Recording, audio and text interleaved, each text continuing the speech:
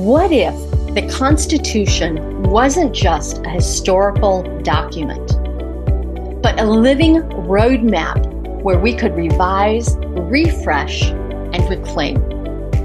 In this episode of Terrified Nation, I talked to Dr. Paul Zeitz. He's a physician, activist, and founder of Unify USA. He invites us to imagine a thriving and love-centered America. And we take a trip into his future, imagining life in 2045.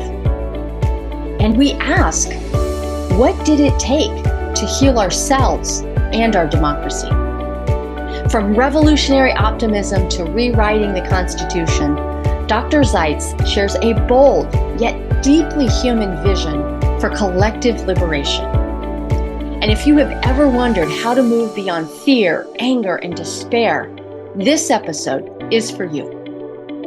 If you're ready to reimagine the Constitution, stay tuned.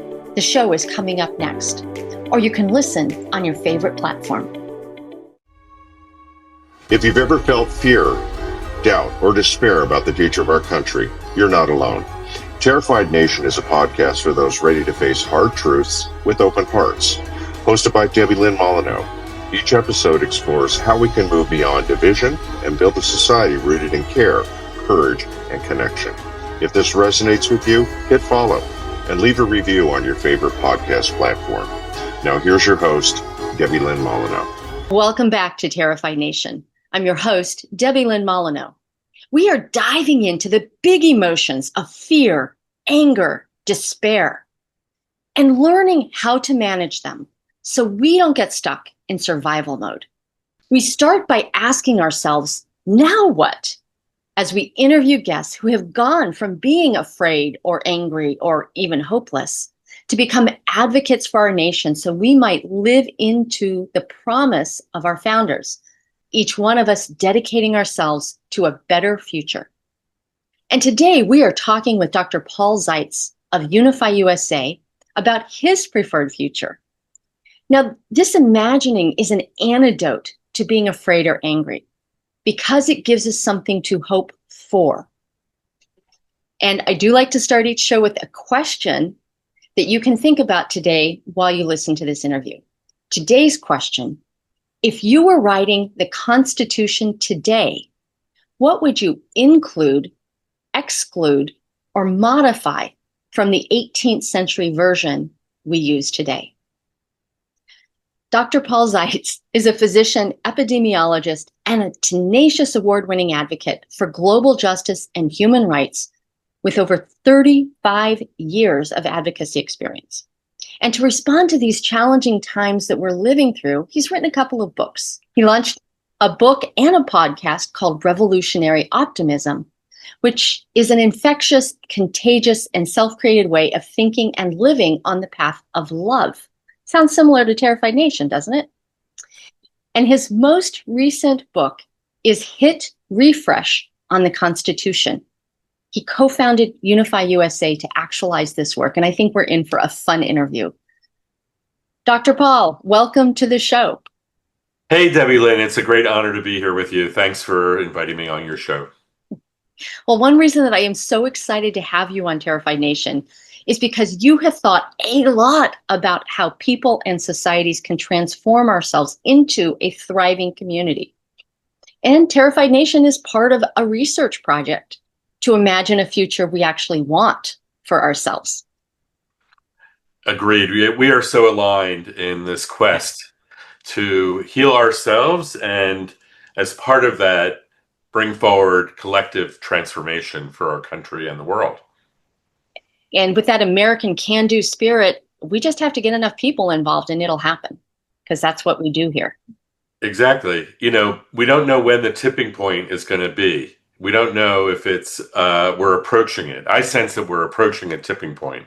We don't know if we need 10 million, 50 million, 100 million. We don't know what the denominator is that we need, but somehow there's a sense that we're approaching a transformational moment. Absolutely. Yeah. And I just hope we make the right choice when we tip. Exactly.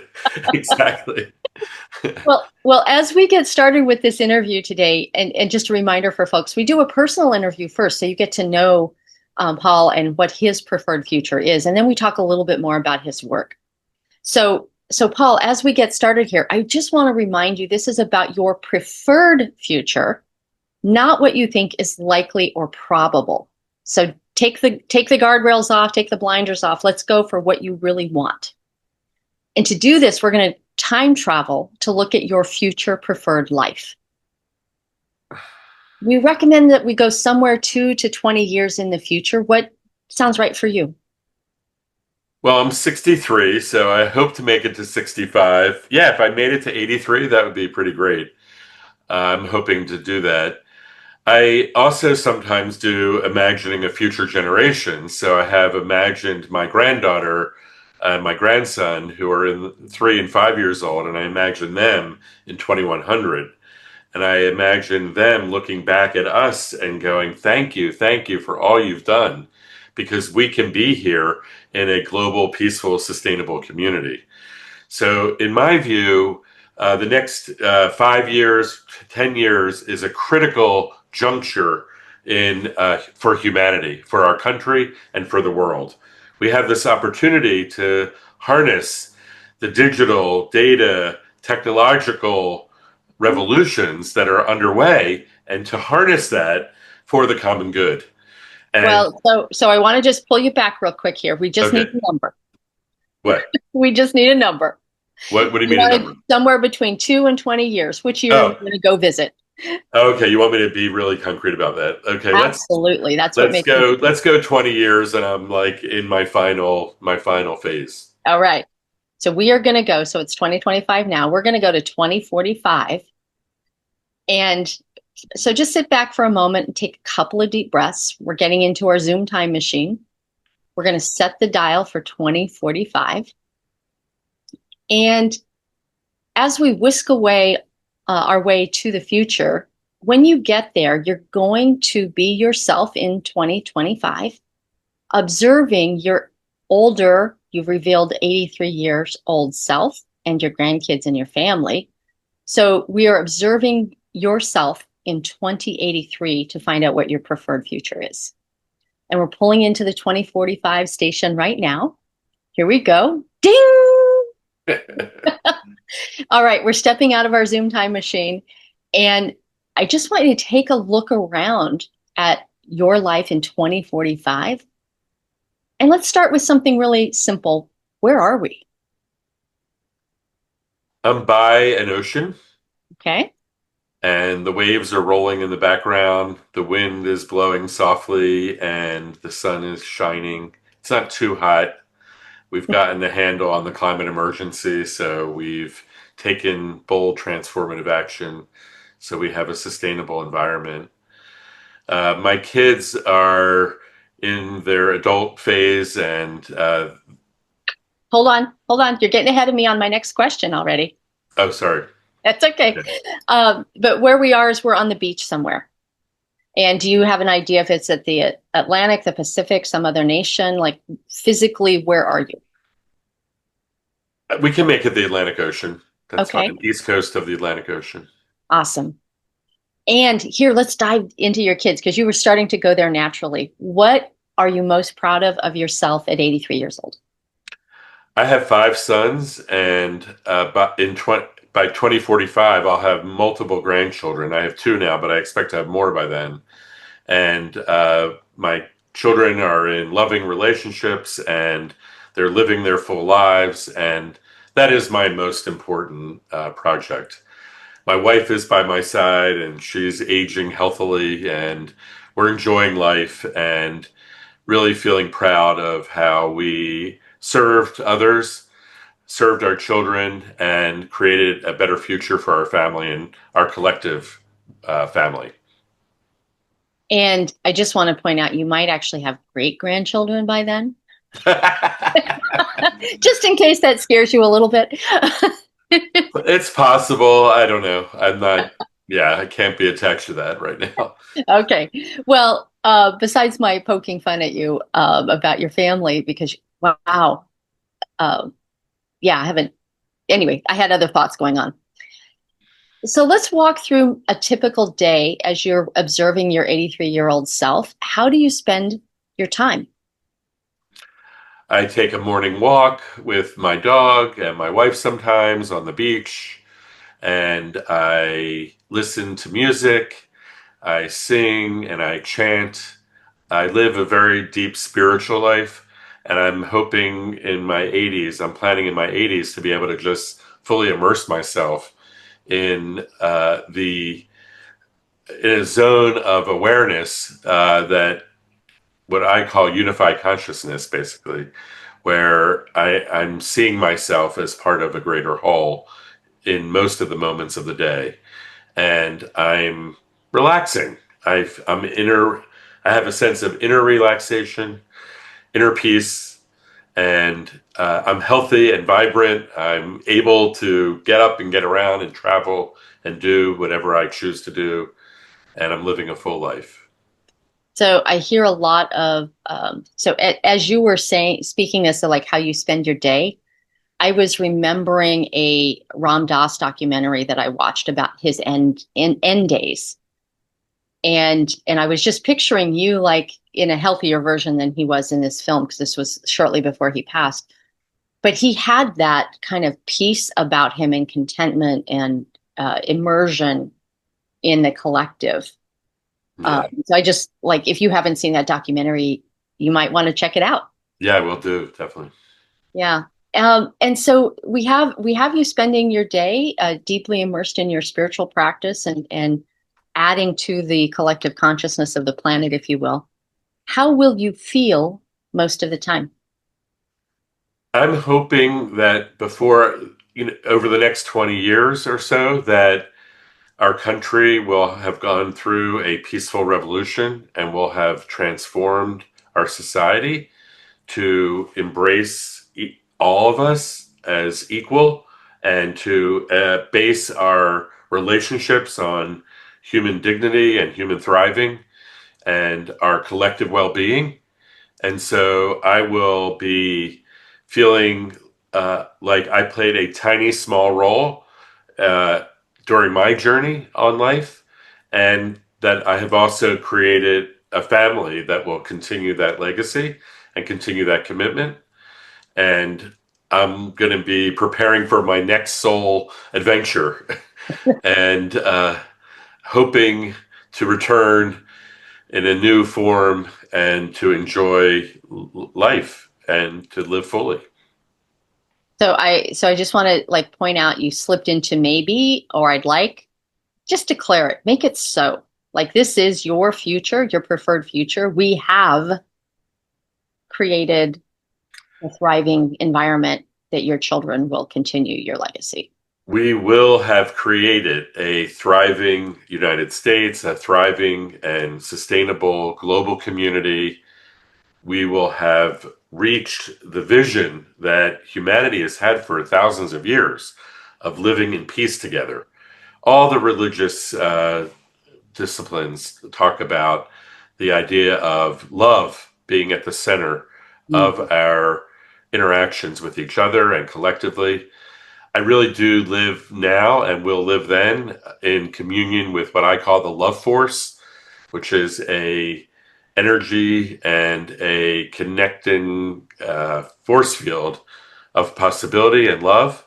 And I will be surrounded by people who have healed and transformed into the life of love and walking the path of love with their loved ones, but also with strangers.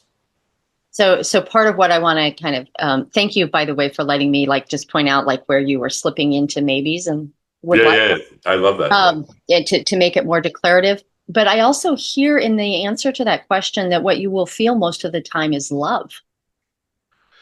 Yeah, I think that's what drives me right now. I love everyone. I love humanity. I love the diversity. I love that we have different views and opinions, and I love nature, and I love the gift of life. The fact that we're even here having a conversation is just a friggin' miracle.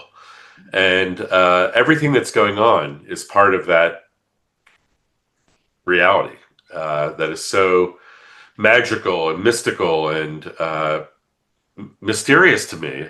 So I'm living into the mystery of all that.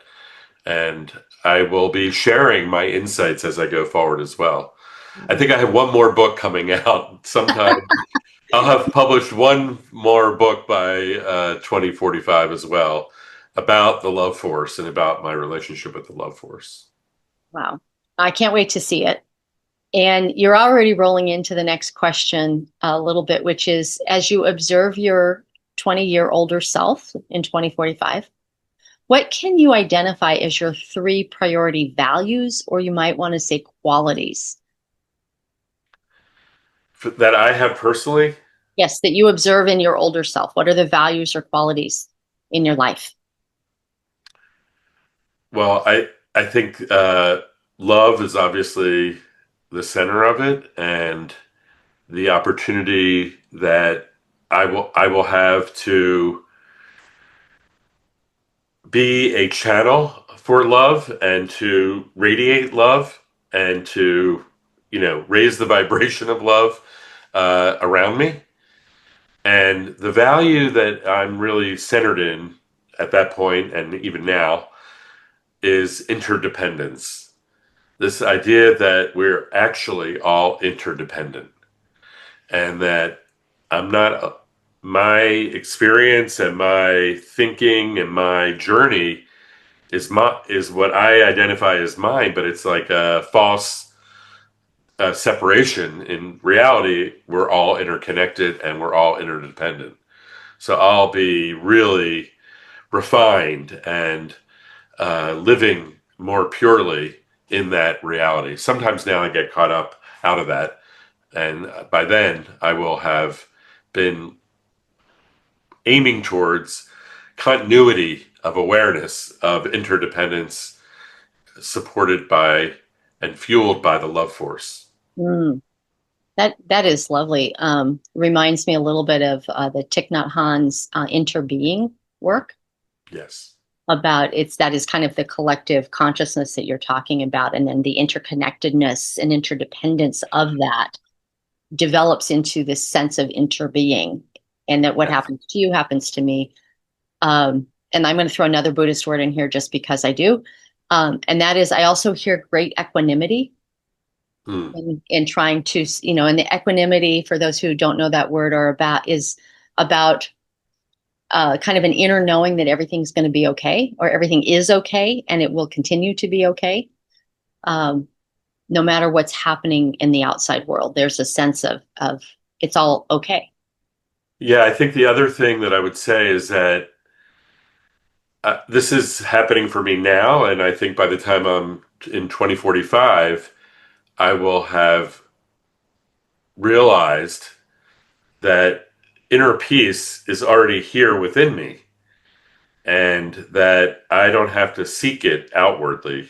It's already there, and that I can reveal it, become transparent about it within myself, and share that awareness and be in that. Just being that is how I imagine I'll be. Yeah. Wow. That I feel the power of that, Paul, just to kind of like let you know, like I can feel that beaming from you right now, that presence.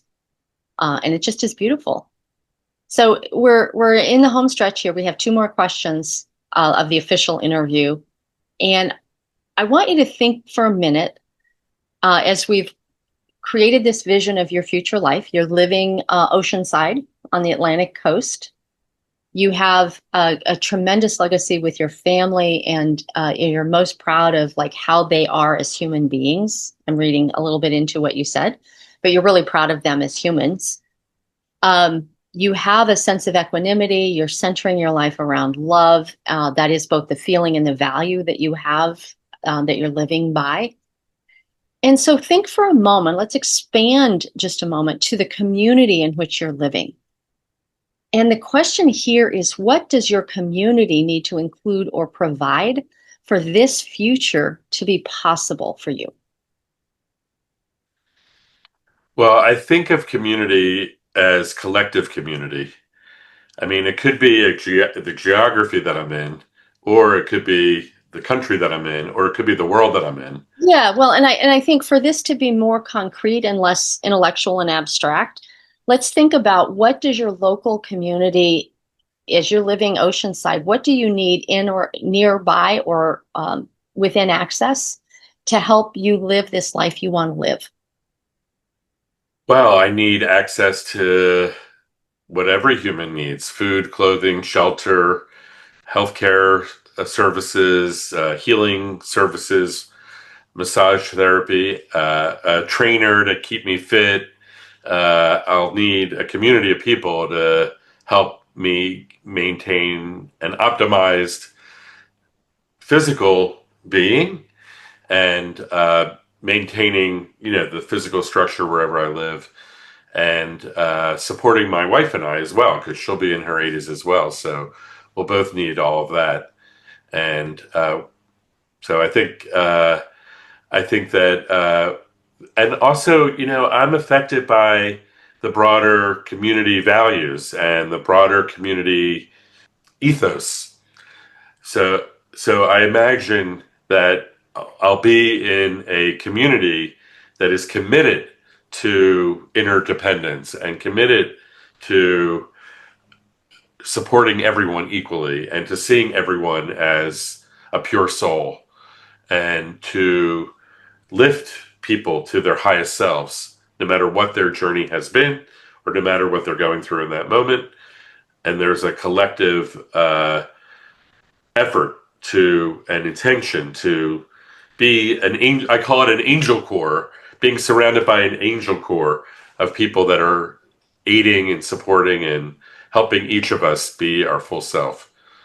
Thank you for that add on there too about kind of the cultural ethos of the community in which you live, because a lot of times we get stuck in thinking just about the physical needs that we're going to have, and we don't go to the sense of camaraderie or belonging, and now you're moving on even to more shared values around this sense of interconnectedness is really part of what's required for your future to be possible, right?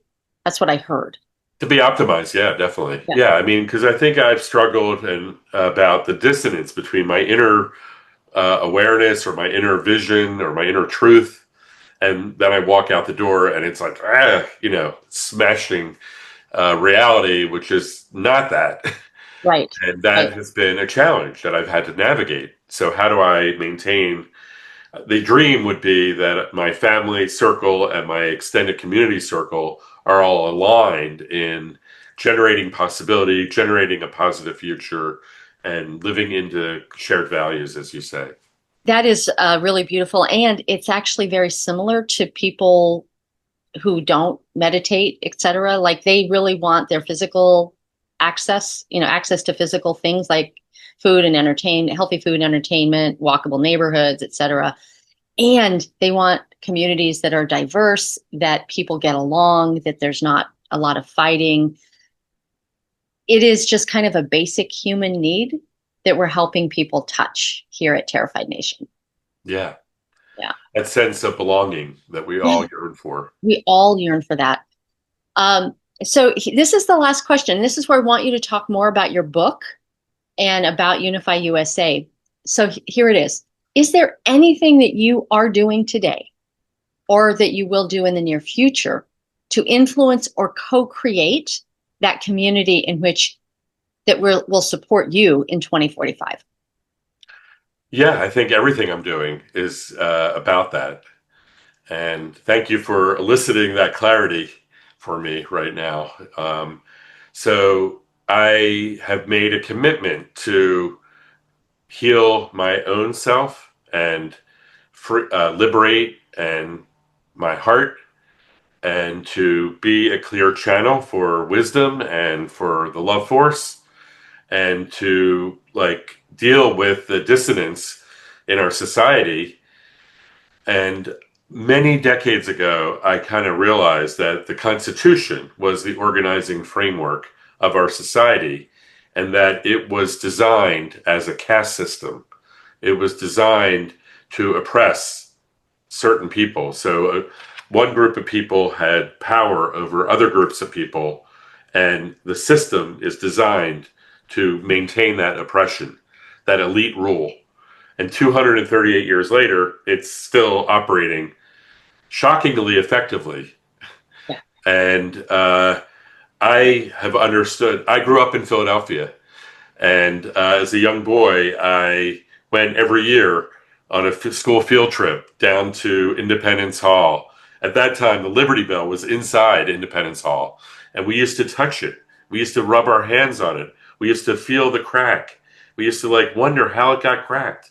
And then we read the passage from and I remember rubbing my hands on the words that are inscribed about, but from Isaiah, about proclaim liberty throughout the land.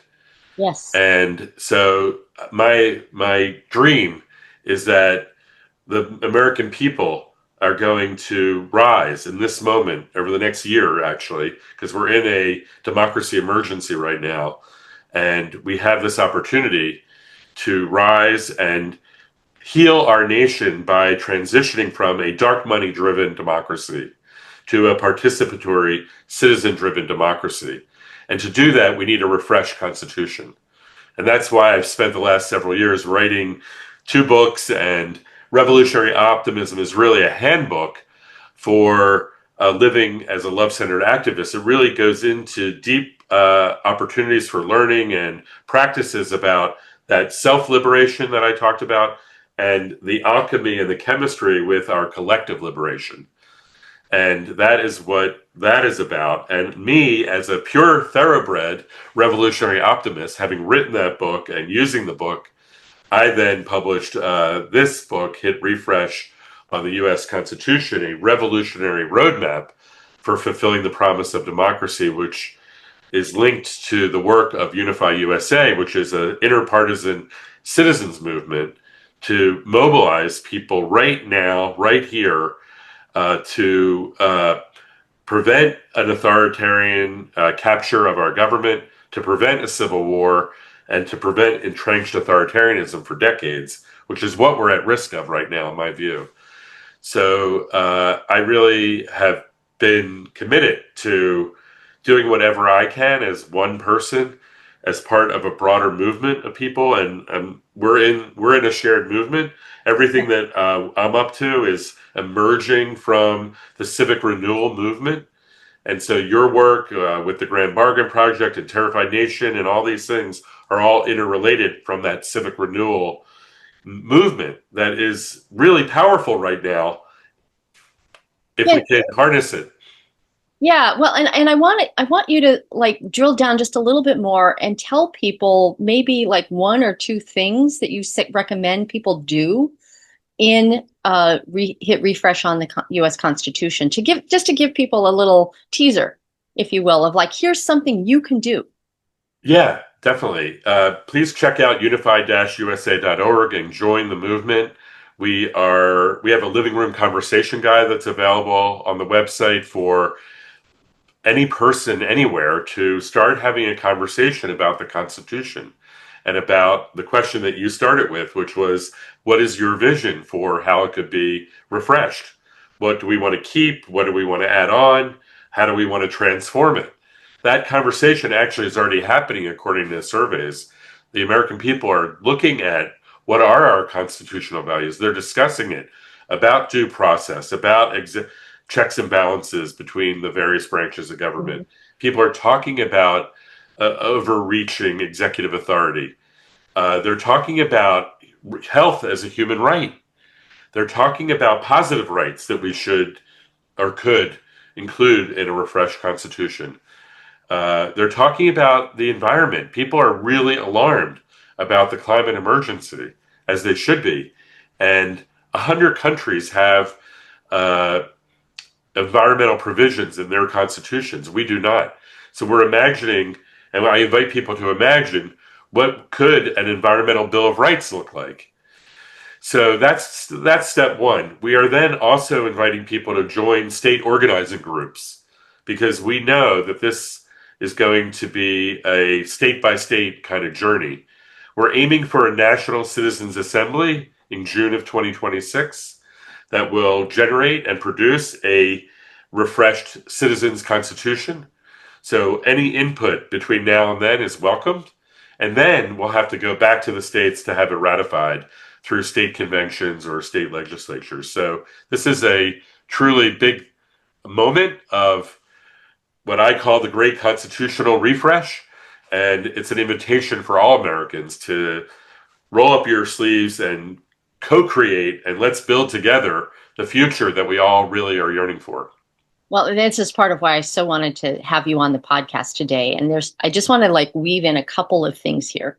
So in Philadelphia, not only is the Liberty Bell there, and unfortunately we cannot touch it anymore like you did. I'm very jealous. But the Constitution Center is there as well. And it is a amazing museum that people, if you're in Philadelphia, please go see this. If you're traveling to Philadelphia, make time, spend at least 2 hours there to just experience a lot of the things that don't get taught in history class. They give you the backstories for how the Constitution was created and drafted. I want to also weave in that the people who wrote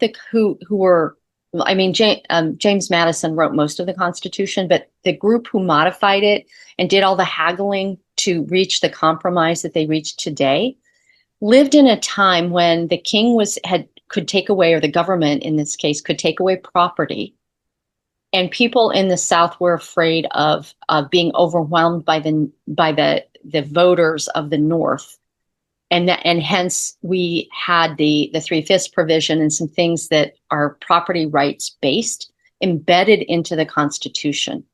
And I find it very, very ironic is not quite the right word, but telling, if you will, that our Liberty Bell cracked because the Constitution itself is not up to snuff. Right? So we didn't have a pure Liberty Bell and we didn't have a pure Constitution. These are things that we can change today. And so I just want to weave that back into your invitation for people to be part of the constitutional rewrite so that we can actually repair what was the best they could do in 18th century America. We're in 21st century America today. It's time to start over. It's time to refresh. Absolutely. They could not have imagined the world that we're living in right now. Like you said, they were riding around in horse and carriage. They were wearing white wigs. They were using a quill and candlelight. They could not have imagined artificial intelligence, spatial travel, intergalactic travel, and all the things that we're living through right now. And we have the opportunity, as you say, to refresh the Constitution, create a governing framework that is rooted in interdependence and love at the center of our social, economic, and political systems. That is what is possible. Yeah. And that is what I intend to do whatever I can to catalyze. Yeah. And that is the legacy that they left us, was the opportunity to refresh. Exactly. It's written. The updating process is written in. It's not easy, but we the citizens have to participate for it to work. Exactly. And actually we're being really lazy. We're kind of proposing what they did. They got gathered in 1787 and decided that the governing framework that was there, the Articles of Confederation, that they were going to amend, was so outdated and ineffective that they rewrote and created a whole new framework. And actually, I believe that we want to do a similar thing to them, because the rules and the ideologies that they had at that time are way outdated for the 21st century. Would you go to a doctor that was using medical tools from 1787? Would you drive in a car from 1787? Well, no, they didn't even wash their hands yet in the medical. Yeah, exactly. Oh, yeah. So we've learned a few things. We have. And we've learned a lot about democracy over the last 250 years as well. So we can apply new ideas and new ways of running our government.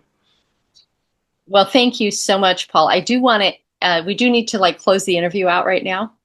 And I really want to end this interview with an invitation for you and also for our listeners. And it's to spend 5 minutes a day, just 5 minutes, thinking about your future self and feeling those feelings that we identified. For you, it's love. And then include a sense of awe and wonder. You've already mentioned this, that like how living is so miraculous right now. But thinking about your future, feeling the feelings, adding in some awe and wonder. You likely already know this, but for our listeners, neuroscience research shows that that we will subconsciously create what we focus on.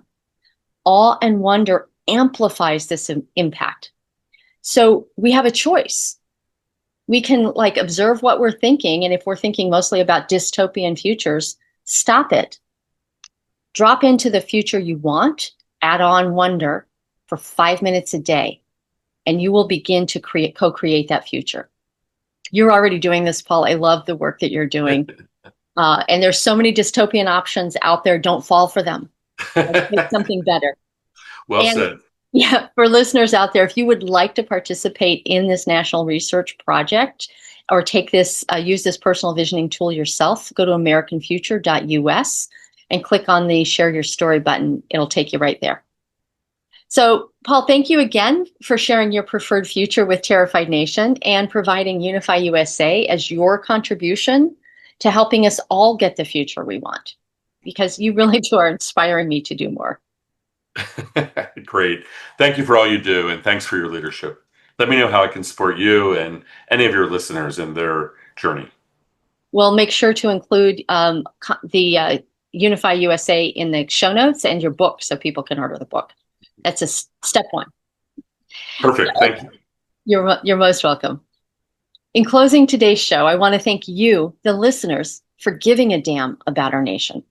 We may be a terrified nation today, but we can do better. We can save the USA. Join me next time. That's Terrified Nation, a podcast from American Future.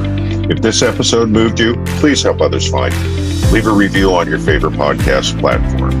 For early access to new episodes, become a paid subscriber at terrifiednation.com. Join us next time.